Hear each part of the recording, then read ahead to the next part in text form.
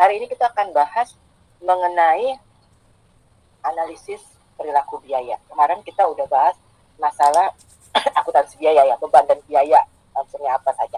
Nah, kalau berdasarkan perilakunya, di sini dikatakan bahwa karakteristik dunia bisnis menuntut perusahaan agar selalu melakukan perubahan-perubahan dalam aktivitasnya.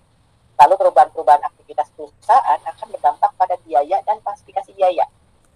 Oleh karena itu, agar aktivitas dan biaya dapat direncanakan dan dikendalikan dengan baik, maka hubungan antara terjadinya biaya dan perubahan biaya dalam aktivitas perusahaan harus dipahami secara menyeluruh.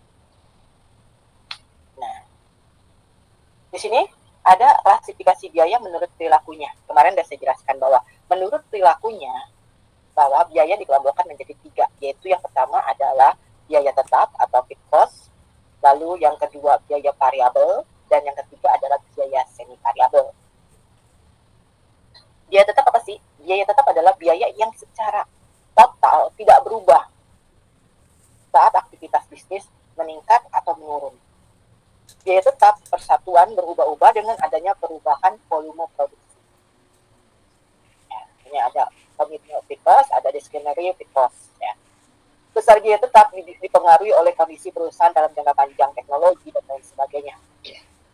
Kalau misalnya biaya tetap seperti apa sih gambarannya? Nah, kalau biaya tetap seperti apa gambarannya, mungkin secara total dia tetap. Secara total dia tetap. Berapapun nilai produksinya, tetapi dia akan berubah. Dia akan berubah kapan? Dia akan berubah secara pisisnya. Secara totalnya dia tidak akan berubah. Contohnya apa sih? Contoh biaya tetap ini misalnya biaya sewa, biaya penyusutan. Dia tidak akan berubah. Nah, atau biaya gaji direksi, dia juga tidak akan berubah. Tapi secara secara fisisnya dia berubah persatuannya. Nah, berubahnya karena kalau tingkat produksinya tinggi, otomatis biayanya semakin kecil biaya persatuannya, karena total biaya dibagi dengan jumlah unit produksi atau volume produksi. Ya, semakin kecil maka biaya tetapnya akan semakin mahal. Kalau semakin kecil volume produksinya, otomatis biaya tetapnya semakin mahal. Nah, lalu yang kedua adalah biaya variabel. Biaya variabel atau variabel cost ini adalah jumlah totalnya berubah-ubah. Berubah-ubah dalam pengertian apa? Sebanding dengan perubahan volume produksi. Secara per unit, biaya variabel ini tetap atau konstan. Tetapi dengan adanya perubahan produksi, maka biaya variabel ini akan berubah sesuai dengan perubahan volume produksi. Ya, semakin kecil, ya semakin kecil biayanya, volume produksinya. Tapi semakin besar, maka biaya volume produksinya semakin besar. Ya. Contohnya apa sih? Biaya bahan baku, biaya tenaga kerja langsung, itu merupakan unsur dari biaya variabel. Ya. Lalu yang ketiga adalah biaya semi variabel. Apa tuh biaya semi variabel? Ini biaya yang di dalamnya mengandung unsur tetap dan variabel. Ada unsur tetap dan ada unsur variabel. Karena di sini dikatakan unsur tetap adalah jumlah minimum untuk menyediakan jasa. Sedangkan unsur variabelnya adalah bagian dari biaya semi variabel yang dipengaruhi oleh volume produksi. Contohnya biaya listrik. Unsur tetap biaya telepon, tapi dengan catatannya biaya listrik, biaya telepon, biaya PDAM yang pasca bayar. Lalu saya pakainya listrik pintar. Apa ada pemecahannya, ada biaya tetap dan biaya variabel? Tidak. Karena biaya tetapnya udah langsung diinputkan ke dalam biaya satuan. Sebenarnya intinya ada, tapi kita nggak bisa melihat secara detail. Beda halnya kalau kita membayar biaya listrik bulanan atau biaya telepon bulanan. Di situ kelihatan biaya abonemennya berapa, biaya pemakaian KWH-nya berapa, kalau listrik ya. Nah, biaya abonemennya merupakan unsur dari unsur tetap. Sedangkan jumlah pemakaian KWH-nya merupakan unsur variabel. Begitu juga untuk biaya telepon, ada biaya abonemen, ada biaya pemakaian. Abonemennya tetap tetap. Jadi di dalam unsur biaya variabel ada unsur tetap dan ada unsur variabel. Ya. Apa sih yang dimaksud dengan commitment fixed cost? Biaya ini sebagian besar berupa biaya tetap yang timbul dari pemilikan pabrik, equipment, dan lain sebagainya, di mana sangat memerlukan pengeluaran sekarang yang sangat besar dan dengan harapan dapat menghemat biaya operasi dalam jangka panjang. Perilaku biaya ini dapat diketahui dengan jelas dengan mengamati biaya-biaya yang tetap dikeluarkan jika seandainya perusahaan tidak melakukan kegiatan sama sekali dan akan kembali ke kegiatan normal. Nah, biasanya nih pabrik misalnya dia punya saya mau investasi berupa sebuah mesin, karena dengan mesin maka tingkat produksi saya semakin meningkat. Misalnya karena mesin yang ada itu udah tua, maka untuk mengerjakannya saya harus menggunakan mesin baru. Nah, ini bisa terjadi. Tapi perusahaan harus melakukan investasi berupa membeli sebuah mesin. Nah, atas biaya ini Ada apa? Ada komitmen fixed cost-nya, ada biaya penyusutan mesin. Ini unsurnya. Ya. Di sini ada contoh biaya depresiasi. Depresiasi itu sama dengan biaya penyusutan ya. Biaya pajak bumi dan bangunan, biaya sewa, biaya asuransi, biaya gaji karyawan utama atau direktur. Nah, ini adalah unsur dari komitmen fixed cost. Lalu bagaimana dengan dictionary fixed cost? Merupakan biaya yang timbul dari keputusan penyedia anggaran secara berkala. Biasanya tahunan yang secara langsung mencerminkan kebijakan manajemen puncak mengenai jumlah maksimum biaya yang diizinkan untuk dikeluarkan yang tidak dapat menggambarkan hubungan yang optimum antara masukan dan keluaran. Contohnya biaya riset dan pengembangan, biaya iklan, biaya promosi jualan, biaya program pelatihan karyawan, biaya konsultan, dan lain sebagainya. Jadi biasanya para owner ini udah menyiapkan setiap tahunnya. Oh ya, saya akan menyiapkan biaya iklan berapa, saya akan menyiapkan biaya riset berapa, ya saya akan menyiapkan pelatihan karyawan untuk ISO misalnya, atau saya butuh konsultasi untuk pengembangan usaha. Nah, di sini dia menyiapkan tapi tidak berhubungan secara langsung dengan proses produksi. Kegiatan-kegiatan atau biaya-biaya yang keluar ini tidak berhubungan secara langsung dengan proses produksi. Makanya masuk kategori dictionary cost. Ya. Lalu ada lagi yang variable cost, ada yang berupa engineering variable cost. Adalah biaya yang memiliki hubungan fisik tertentu dengan ukuran kegiatan tertentu atau biaya yang antara masukan dan keluarannya mempunyai hubungan yang erat dan nyata. Jika masukan biaya berubah, maka keluaran akan berubah sebanding dengan perubahan masukannya. Ini bisa kelihatan langsung. Biaya bahan baku misalnya untuk membuat sebuah kue bolu misalnya diperlukan biaya terigu misalnya 1 ton 100 gram. Tapi untuk memproduksi misalnya 100 kue bolu ya tinggal dikalikan kan, 100 gram dikali dengan 100 kue yang diinginkan, maka akan bertambah 10.000 gram. Ya, ini udah kelihatan itu ada sebanding lah, perubahannya sebanding. Namanya engineering variable cost. Lalu ada juga yang dictionary variable cost. Nah, ini adalah biaya yang masukan dan keluarannya memiliki hubungan erat namun tidak nyata. Nah, ada hubungan erat tapi tidak nyata. Ada yang seperti itu. Jika keluaran berubah, maka masukan akan berubah sebanding dengan perubahan keluaran tersebut. Akan tetapi jika masukan berubah, maka keluaran belum tentu berubah dengan adanya perubahan masukan tersebut. Contohnya apa sih? Contohnya biaya iklan. Biaya iklan yang ditetapkan oleh manajemen puncak sebesar 2% dari penjualan akan sebanding dengan volume penjualan. Akan tetapi, jika biaya iklan dinaikkan, belum tentu akan menaikkan volume penjualan. Biaya tersebut tidak berperilaku variabel secara nyata. Nah, ini yang kadang kita bisa tahu, misalnya, bahwa setiap tahunnya itu harus dikeluarkan 2% dari nilai penjualan untuk promosi. Ah, masa iya sih? Nah, mungkin ya para pengusaha ini, entrepreneur ini udah tahu, tanpa promosi barang yang dagangan dia tidak akan diketahui oleh orang lain. Tanpa promosi, maka penjualan tidak akan pernah terjadi. Makanya dia putuskan harus memberikan biaya promosi atau biaya iklan. Nah, tapi jangan salah juga. Oh, kalau 2% biasanya penjualan kita akan meningkat 10%. Kalau gitu saya mau naikin deh dari 5%. Ya, penjualan saya bisa naik jadi 50%. Mungkin nggak itu terjadi? Tidak. Karena ada batas maksimumnya. Ada sampai titik jenuh, dan itu yang adanya kalau udah mencapai titik jenuh, maka biaya itu akan mubazir atau akan sia-sia. Mungkin kamu udah belajar ekonomi mikro ya. Di dalam ekonomi mikro itu diajarkan kebutuhan dan kepuasan. Kalau dikala kita sedang haus, kita minum 1 gelas air dingin, rasanya bagaikan di surga katanya. Padahal udah pernah ke surga kan. Nah, tapi begitu gelas kedua, itu rasanya udah hanya di awang-awang saja. Kenapa? Karena merasakan, waduh, suasananya panas gitu, dalam tubuhnya panas, lalu dia minum. Yang pertama itu serasa nikmat sekali. Lalu yang kedua itu biasa saja. Yang ketiga itu udah mual, udah mulai, aduh, kenyang banget. Ya, lalu, nah yang keempat, dia udah merah mungkin. Yang kelima mungkin dia akan muntah. Itu yang namanya tingkat kepuasan. Tingkat kepuasan bahwa nggak ada yang terus aja, sama lah. Dikala misalnya kamu merasa, oh iya nih enak nih, bukan berarti udah enak antum gitu. Coba aja kamu lagi lapar nih, kamu makan gitu. Kan nggak mungkin itu, kalau nggak salah pelajarannya ekonomi mikro ya. Kalau ekonomi mikro kan itu ada tingkat kepuasan untuk permintaan, untuk penawaran seperti itu. Nah, ini akan jadi masalah juga. Ya. Lalu, nah ini dia, kemarin saya sudah bilang bahwa di dalam akuntansi biaya itu tidak pure dengan akuntansi, tapi ada kemungkinan ada matematikanya. Nah, ini ada biaya ada unsur memisahkan biaya tetap dan biaya variabel.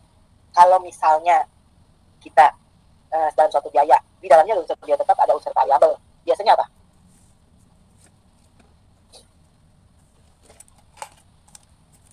misalnya aja ada biaya yang dalamnya ada unsur biaya tetap dan ada biaya variabel. Biaya reparasi, pemeliharaan dan reparasi aktiva atau mesin. Ya.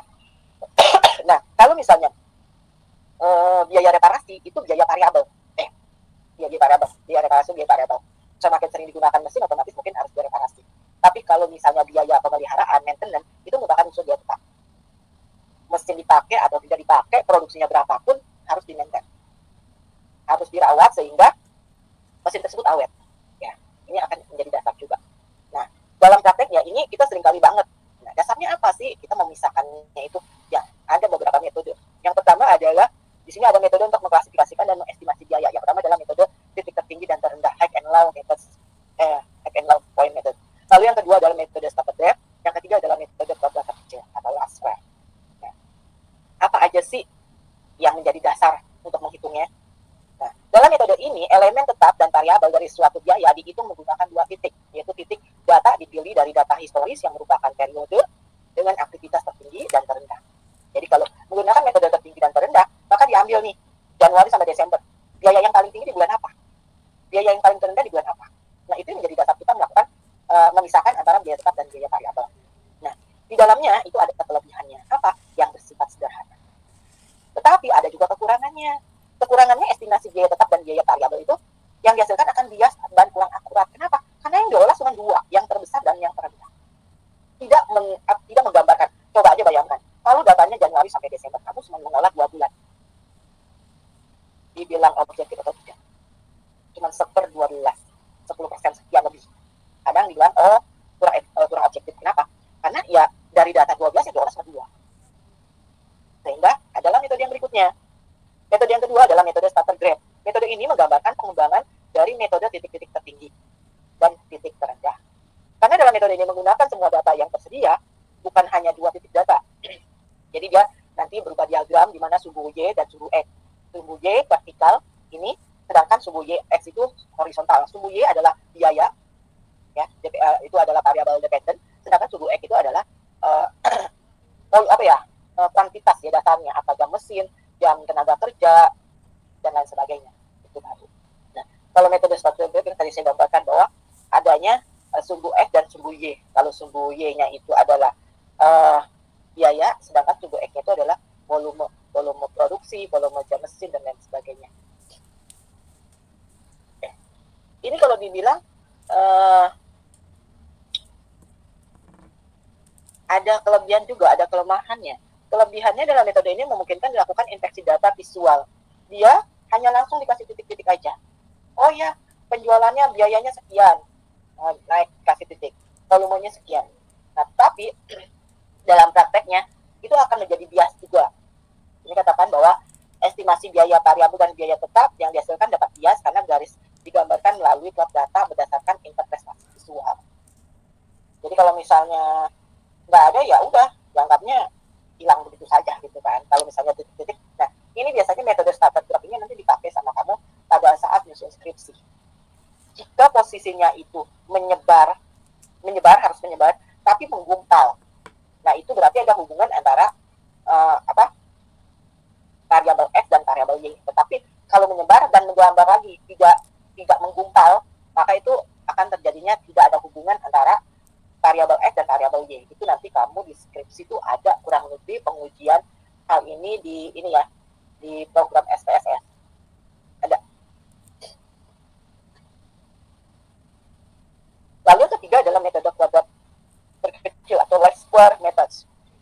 Metode ini menganggap bahwa hubungan antara biaya dengan volume kegiatan berbentuk hubungan garis lurus dengan persamaan garis regresi Y sama dengan A plus F. Di mana Y merupakan variabel dependen yang menunjukkan biaya, sedangkan variabel X adalah merupakan variabel independen yang menunjukkan volume kegiatan. Jadi kalau regresinya Y sama dengan A plus BX, Y adalah total biaya, A adalah biaya tetap, B adalah tarif biaya variabel, dan X adalah volumenya, pengalinya. Apakah biayanya itu biaya variabel berdasarkan jam mesin, apakah biayanya itu berdasarkan jam tenaga kerja, atau unit produksi biayanya, maka tinggal dikalikan. Ini maka akan ketemu persamaan Y sama dengan A plus BX. Nah, untuk rumus kuadrat terkecil atau least square method ini, dia menggunakan rumus ini, sigma X min dikali dengan Y min Y min dibagi dengan sigma X min kuadrat. Maka diketemukan Y min sama dengan A plus B min. Min itu, min di atas ini adalah menunjukkan rata-rata. Biaya rata-rata sebulannya berapa? Volumenya berapa? Ya. Nah, ini ada contoh soal.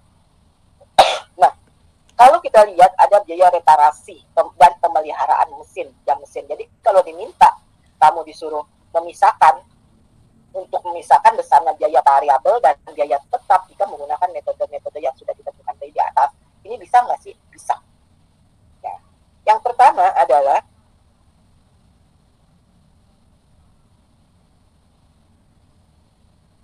saya share. Kita kerjakan bareng-bareng ya.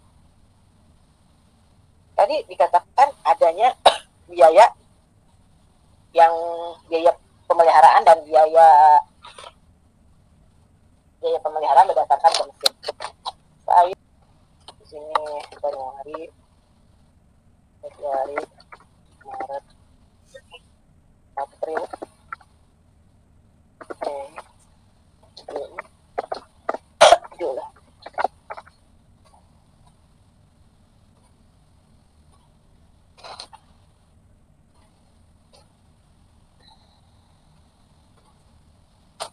Ini Februari, Maret, Oktober.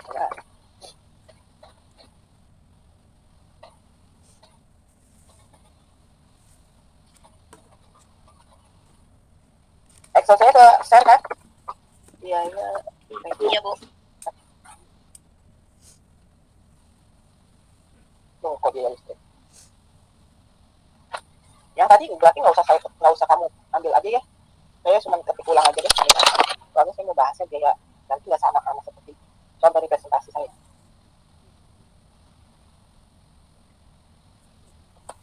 Ya, reparasi.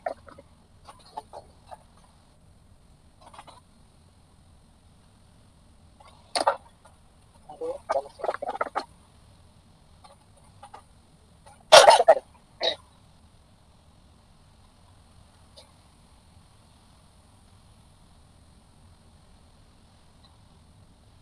Januari itu ada berapa? Ada 640. Februari itu biayanya 620. Maret itu 620. April 590. Mei-nya 500. Juni-nya 530. Juli-nya 500. Agustusnya 500. Terus Septembernya 530, Oktobernya 580,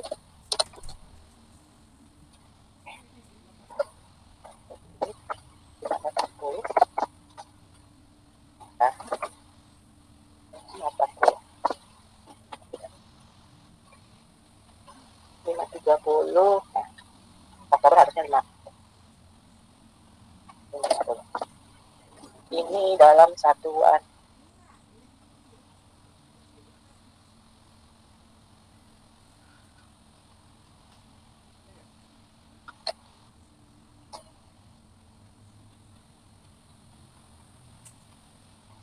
Lalu jam mesinnya 340, 34.000, 30.000, 34.000,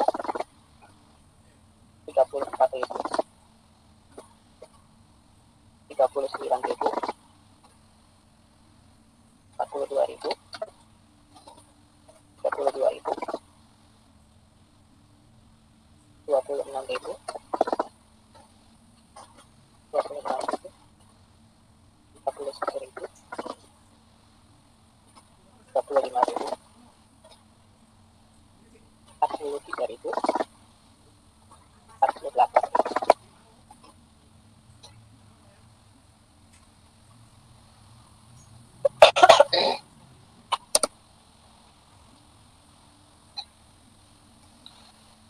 Totalnya ini total X. Ya, ini total. Sigma ya, besar. Bahasanya kalau itu insert simbolnya ini total. Maksudnya sigma ini adalah total. Ya. total X adalah ya, ini Y ya, ini Y, ini X. Y ini apa tadi? Biaya. F ini volume. Jadi dengan kita menghitung total, maka kita tahu total biayanya adalah selama 1 tahun atas biaya ini adalah ini. Lalu bagaimana kalau rata-rata minnya? Minnya bagaimana cara menghitungnya? Minnya itu adalah sigma X dibagi 12 karena Januari sampai Desember. Oh, ternyata rata-ratanya tuh ini min. Nah, ini min rata-rata. Apa ya? Simbol juga ya? Ada ya? Insert.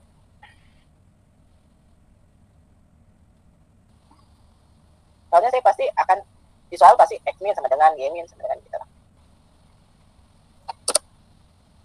Ini X min, ini Y min ya. Saya turunin ke bawah aja kali ya, biar enak.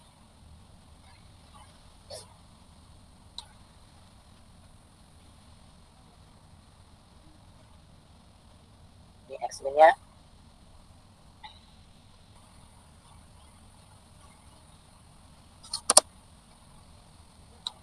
Bagaimana dikasih biar sama. Ini X min-nya. Kalau kita menggunakan metode titik tertinggi dan rendah.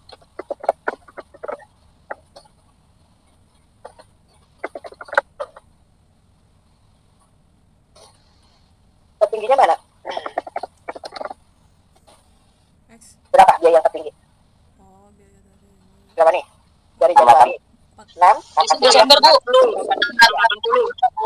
Oke, 680 di Desember. Lalu berapa jam mesinnya? Ini biayanya 4.000 jam. 4.000 jam ya. Iya. Bu. Nah, lalu yang ini biayanya, ini jam mesinnya. Yang terendah Lalu yang terendahnya berapa? 500. 500 ya. Dengan berapa jam? 26 jam, 26.000. 26 jam. 26.000 jam. Nah, di sini kan ini ada 500 tapi 42, ini ada 500 juga tapi 26, maka kita ambil yang paling terendah karena kita membedakan antara yang terendah dan tertinggi. Dari sini kita selisihin. Ya.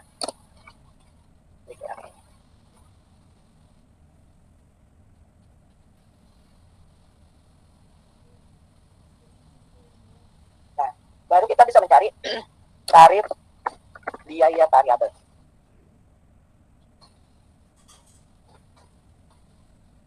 Bagaimana caranya? Adalah 180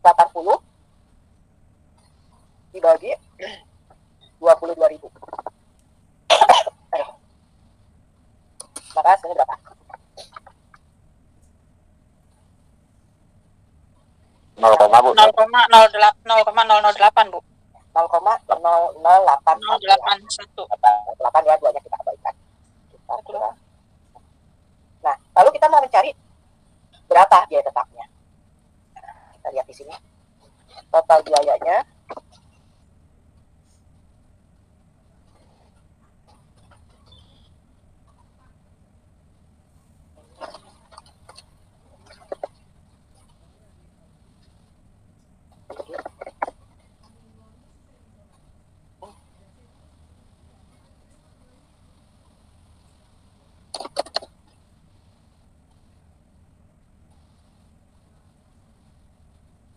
tadi total biayanya ini 680, yang terendahnya 500. Biaya total biaya terdiri dari apa? Biaya tetap ditambah dengan biaya variabel. Karena udah ada tarif biaya variabel 0,0818, maka kita bisa menghitung berapa biaya variabelnya. Ya. Y sama dengan A plus X. Y adalah total biaya. A adalah biaya tetap. B adalah tarif biaya variabel.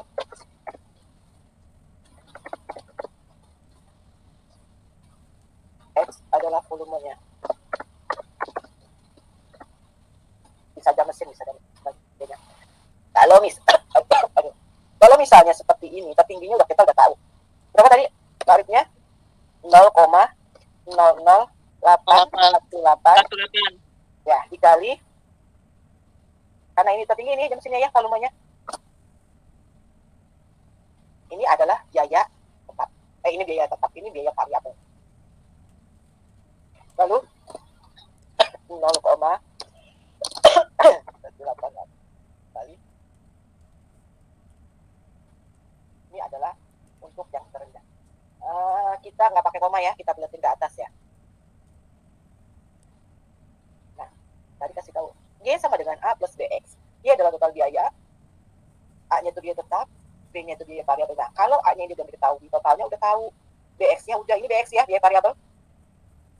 Ini BX. Maka tinggal mencari A. Ini Y.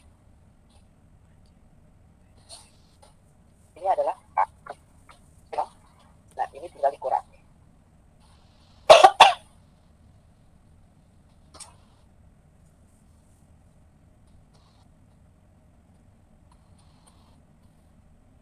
Ternyata A-nya atau biaya tetapnya menurut tertinggi 287, menurut terendah dia 287. Kok bisa sih sama? Iya, karena kan tadi dibahas ya bahwa biaya tetap itu berapapun volume produksinya nilainya akan tetap sampai batasan tertentu. Nah, ini untuk mencari metode tertinggi dan terendah. Lalu yang kedua adalah metode starter grade. Starter grade itu saya fotoin aja ya, kira-kira seperti apa. Soalnya kalau saya bikin kayaknya agak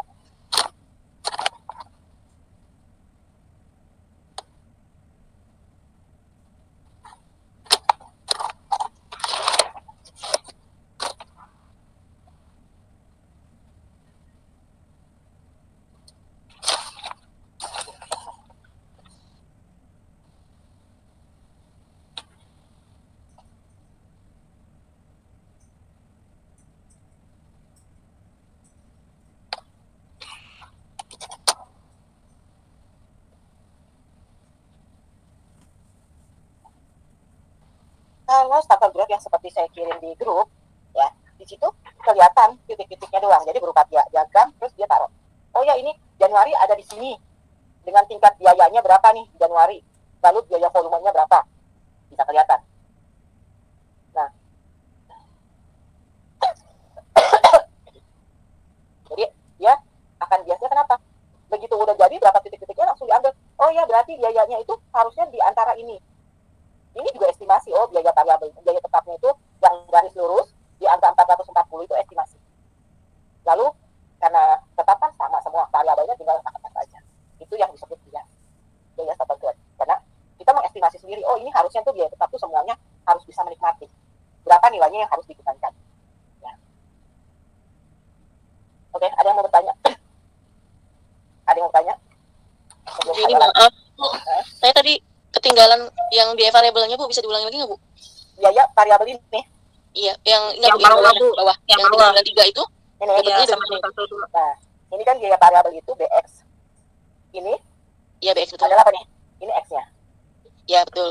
Nah, B-nya apa? B-nya itu volume. Ini di sini karena volume itu nggak mungkin biaya, maka berupa jam mesin. Jam mesin dikali dengan tarif biaya variabel. Jadi 0,00818 dikali jam mesinnya yang tertinggi 48.000. Lalu yang terendah 0,00818 dikali yang terendah ini 26.000. Maka hasilnya saya bulatkan, itu belakangnya rata-rata 6 koma. Jadi saya bulatkan biar nggak ada koma, maka ketemu hasilnya. Oke, Bu, terima kasih. Ya. Ada lagi? Ibu, Ya. mau bertanya Bu, yang nominal 570 yang rata-rata. Ya itu kan kalau Ibu dibagi 12, sebenarnya bisa nggak sih Bu kalau rumus average aja gitu Bu? Tinggal Apa juga, memang berapa data yang kamu olah? Kenapa ini 12? Karena Januari sampai Desember itu 12. Januari 1, Februari 2, 3, sampai 12 bulan kan? Maka Iya. kebaginya 12. Tapi kalau misalnya kamu mengolahnya 50, ya berarti dibagi 50. Data yang kamu olah 50 periode gitu. Berarti 50. Yang kamu olah cuma 6, berarti dibaginya 6. Itu Iya. namanya min, rata-rata. Kan kita, kalau nggak salah ada pengantar matematika ya, min, median, modus. Iya. Ya kan? Min, median, modus gitu. Min di sini adalah rata-rata. Jadi nilai berapa yang keluar dibagi dengan jumlah dari bilangan itu sendiri. Jadi di sini saya baginya 12 karena Januari sampai Desember 12.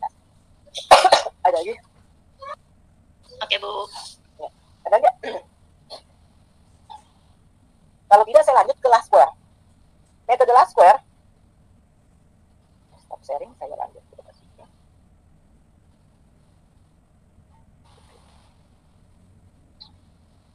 Metode last square itu dikasih tahu ini rumusannya.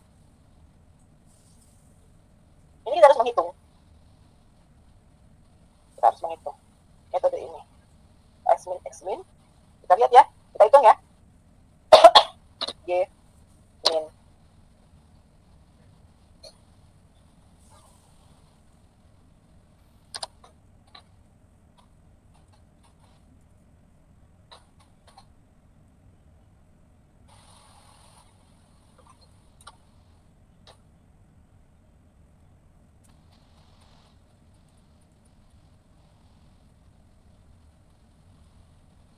Iya kan?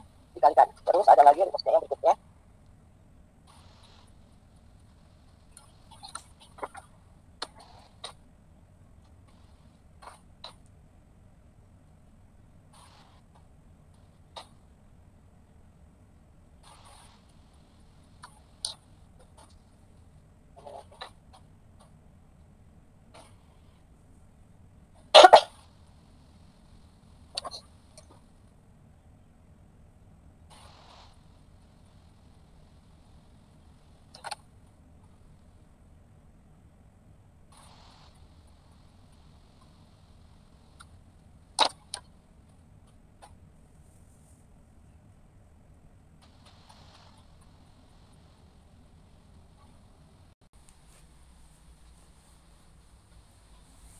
Lalu X min. X-nya berapa? Dikurangi min-nya 35.000.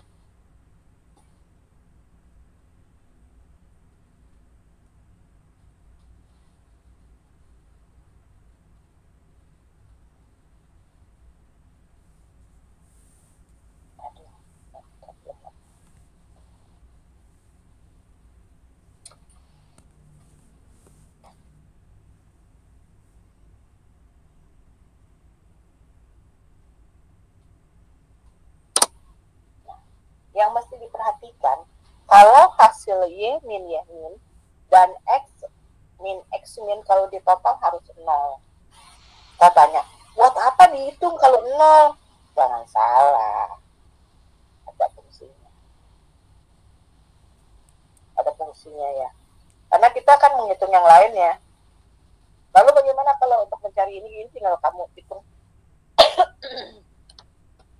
Menghitungnya gimana? Ini dikali dengan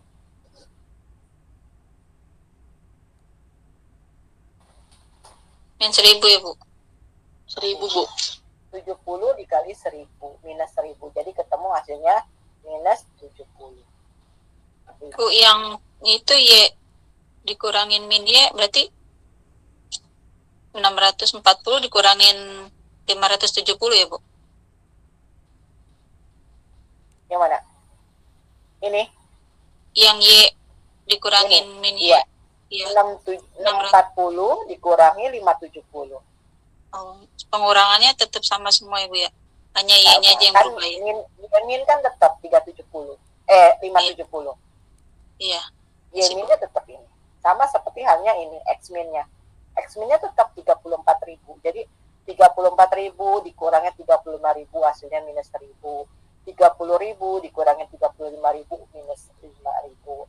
34.000 dikurangi 35.000 hasilnya minus 1.000. 39.000 dikurangi 35.000 4.000. 42.000 dikurangi 35.000 7.000.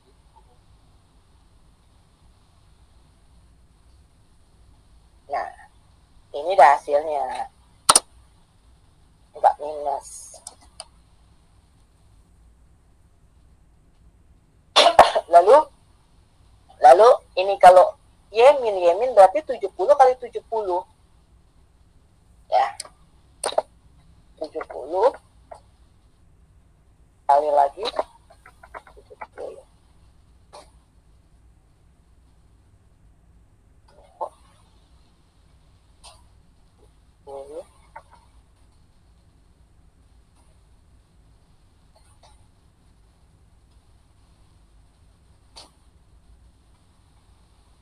mau join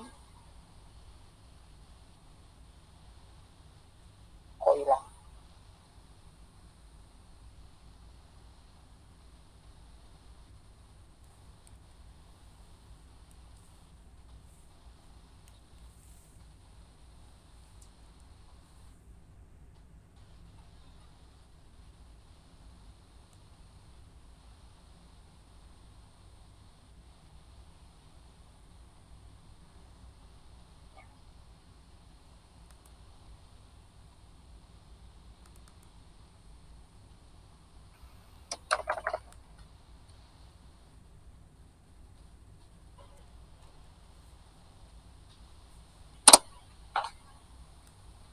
Ini kalau Y min Y min kuadrat ini dikuadratin 70 kali 70 49 nolnya dikali 2. Ini 25 2500. Ini 50 kali 50. Ini 20 kali 20 400. Lalu ini kalau ini minus 70 kali minus 70, minus kali minus ketemu plus ya.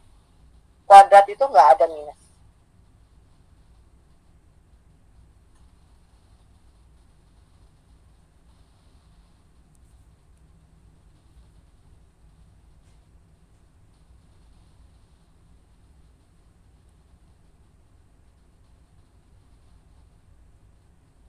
Begitu juga kalau X kali X min.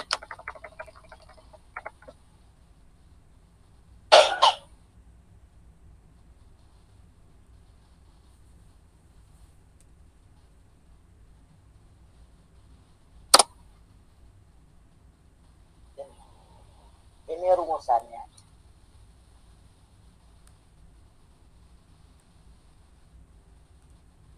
Tadi untuk mencari B, apa tadi rumusnya? Sigma dari ini ya.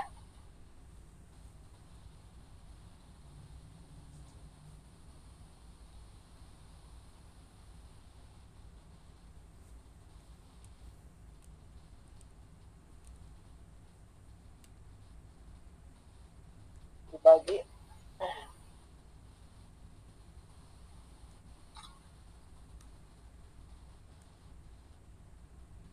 X ya.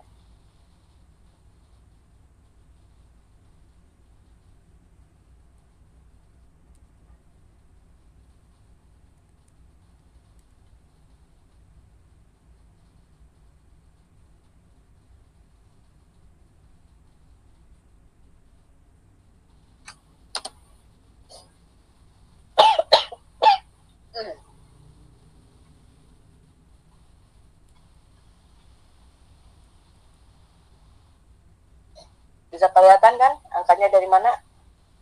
Tak nyarinya ya. Tinggal dicari. Bu. Totalnya berapa nih? Nih 2.200.000. Lalu ini berapa? X kuadratnya ini.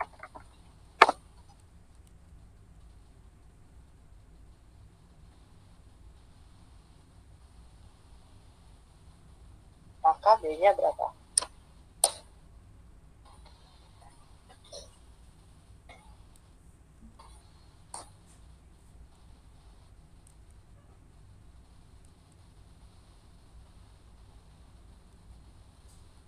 Ini B.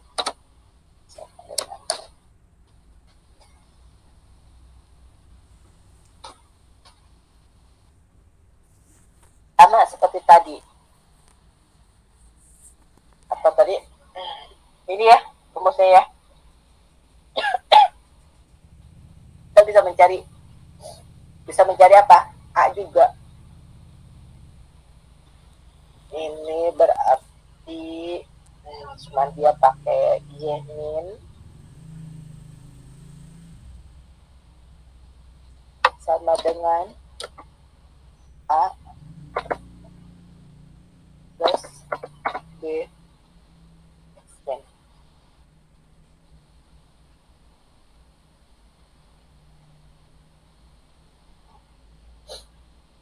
Bisa dihitung? Bisa. Y min-nya berapa?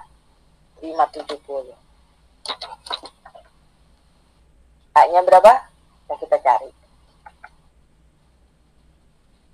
B-nya berapa?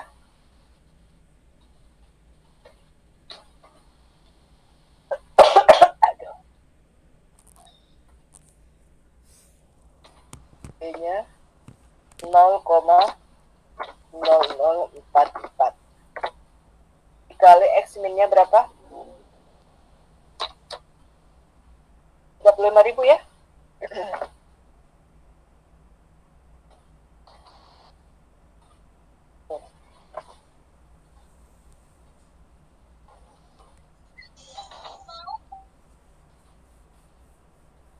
Berapa? 570. Ini A. 415 Bu. Berapa? 415. 415. Ini. Ya. Ini enggak? Berarti A-nya berapa? A sama dengan berarti 415 dikurang 570. plus 570 dikurangi 415. Berapa hasilnya? Dulu. 415 apa 154 Bu? Kenapa? 0,6 Serali 35 kan Bu? 154 ngitungnya nih. 154 atau 415? 415 dari mana Li? 154,00 35.000 dikali 0,0044 kan? 0,0044. 35.000 154. 154 Bu. 154 Bu. 155. 154. Oh, no. 154 Bu. Komanya dia. Aduh.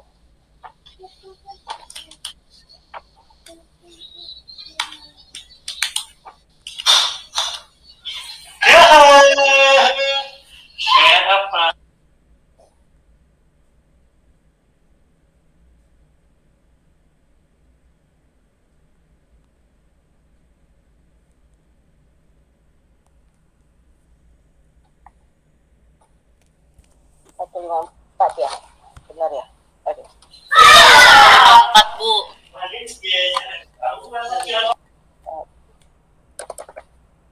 154, jadi hasilnya berapa? A-nya 416. berapa? 416.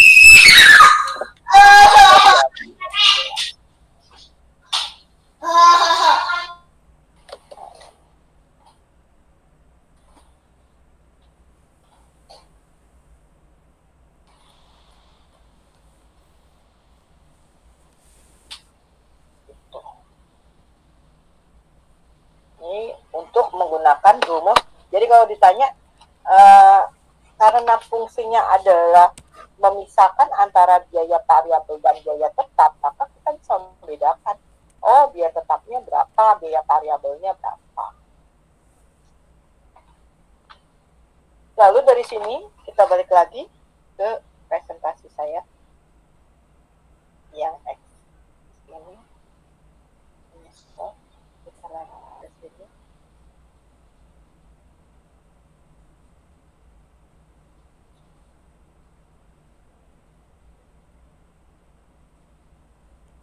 Dia minta determinasi coefficients. Nah, ini ada rumusan lagi, yaitu mencari standar errornya. Ini standar error itu adalah sigma dari akar dari sigma y min kuadrat dibagi n min 2. N itu degree of freedom, ini rumusan lagi ya. Nah, terus kita lihatnya yang ini, yang biasa itunya. Koefisien determinasi dan koefisien toleransi. Jadi untuk mencari koefisien determinasi itu adalah R, ukuran yang menunjukkan persentase perubahan variabel dependen Y yang disebabkan hubungan linear dengan variabel independen X. dengan kata lain, ukuran yang menunjukkan persentase perubahan biaya yang disebabkan oleh perubahan volume produksi. Biaya tidak hanya berubah dalam hubungannya dengan volume kegiatan, namun masih ada faktor lainnya seperti harga dan lain sebagainya. Nah, ini ada rumusannya. R. Lalu, ini koefisien kolerasi. Lalu, untuk mencari koefisien determinasi, maka tinggal dikuadratin. Dari R ini dikuadratin menjadi R kuadrat. Jadi, kalau R adalah koefisien kolerasi, kalau R kuadrat adalah koefisien determinasi.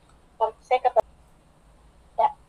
Jadi ini kadang dipertanyakan juga bagaimana cara mencari koefisien kolerasi dan koefisien determinasinya. Yang ini saya fotoin aja langsung ya, karena ini mesti mencari akar, pakai akar kuadrat. Jadi kalau ditanya berapa sih R-nya, R-nya adalah 0,4966. Tapi kalau koefisien determinasinya, maka R kuadrat 0,2466. Sampai sini ada yang mau bertanya?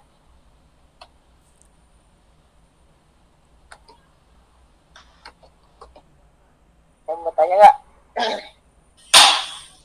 Bu, jadi ini sebenarnya kalau yang menghitung biaya, dia hanya menghitung biaya-biaya, Bu, nggak ada penjurnalannya kayak gitu ya, Bu ya?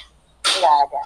Kan dari kemarin saya katakan di awal bahwa akuntansi biaya itu bukannya mengarahnya ke jurnal dan lain sebagainya, tapi dia sebagian ada matematikanya, sebagian hanya bentuknya laporan-laporan aja. Yang mesti kalian tahu bahwa akuntansi biaya ini adalah akuntansi untuk kepentingan manajemen.